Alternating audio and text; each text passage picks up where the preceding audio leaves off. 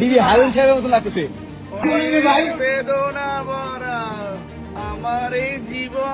গত 5ই আগস্ট আওয়ামী লীগ সরকার পতন হওয়ার পর দেশজুড়ে বিভিন্ন থানায় পুলিশের ওপর চলে নরকীয় সহিংসতা। নিরাপত্তার কারণ দেখে দায়িত্ব পালনে অস্বীকৃতি জানায় পুলিশ বাহিনীর সদস্যরা। অন্তর্বর্তীকালীন সরকার দায়িত্ব নেওয়ার পর অনেকটাই স্বাভাবিক হয়েছে থানার কার্যক্রম। কাজে ফিরতে শুরু করেছে কর্মবিরতিতে থাকা অধিকাংশ পুলিশ সদস্য। কিন্তু পুলিশের আলোচিত দুই কর্মকর্তা অতিরিক্ত কমিশনার হারুনুর রশিদ এবং যুগ্ম কমিশনার বিপ্লব কুমার সরকারের এখনো কোনো খোঁজ মিলছে না। এরই মধ্যে পুলিশ মহাপরিদর্শক, পুলিশ কমিশনার, পুলিশ সুপার সহ অত্যন্ত অর্ধশত পুলিশ কর্মকর্তাকে বদলি করা হয়েছে।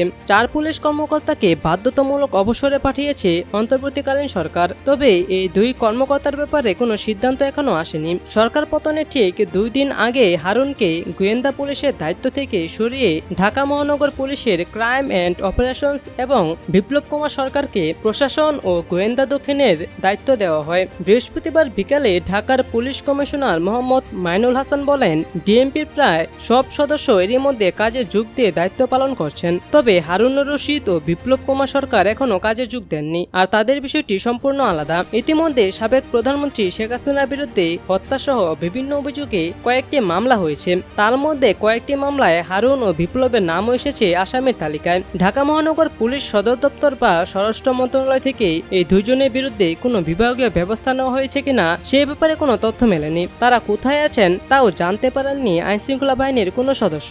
ঢাকা মহানগর পুলিশের একাধিক কর্মকর্তা বলেছেন, মামলা যেহেতু হয়েছে সেহেতু তাদের আর কর্মস্থলে যোগ দেওয়ার কোনো সুযোগ নেই, বরং তাদের গ্রেপ্তার করে এখন পুলিশের লক্ষ্য।